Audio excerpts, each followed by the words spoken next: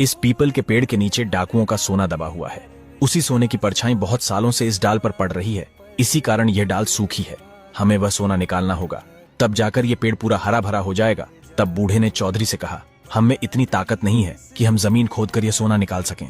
ये काम तुम ही कर दो। तब चौधरी ने कहा, जरूर।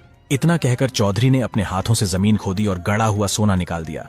जैसे ही जमीन से सोना निकाला गया, उसी समय उस सोने की परछाई डाल पर पड़नी बंद हो गई और तुरंत ही उस पीपल के पेड़ की सूखी डाल हरी भरी हो गई। चौधरी ने वह सारा सोना बूढ़े और बूढ़ी को दे दिया।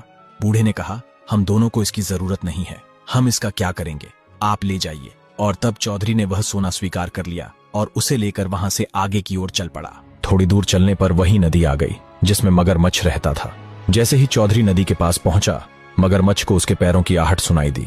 वह पानी से बाहर आया और किनारे पर आकर चौधरी से कहा, आओ चौधरी, मैं तुम्हारा ही इंतजार कर रहा था, आ गए क्या तुम?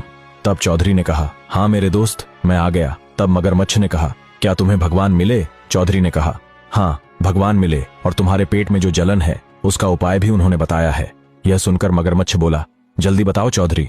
तब चौधरी ने कहा, पहले मेरी एक शर्त है। मगरमच्छ ने कहा, क्या शर्त है? मुझे मंजूर है। तब चौधरी ने कहा, सबसे पहले तुम मुझे यह नदी पार करवा दो और उस किनारे तक पहुंचा दो।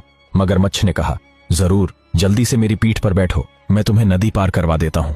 तभी मगरमच्छ के कहे अनुसार चौधरी उसकी पीठ पर बैठ गया और मगरमच्छ उसे अपनी पीठ पर बिठाकर नदी पार करवा देता है। चौधरी किनारे पर पहुंचकर मगरमच्छ की पीठ से उतर जाता है।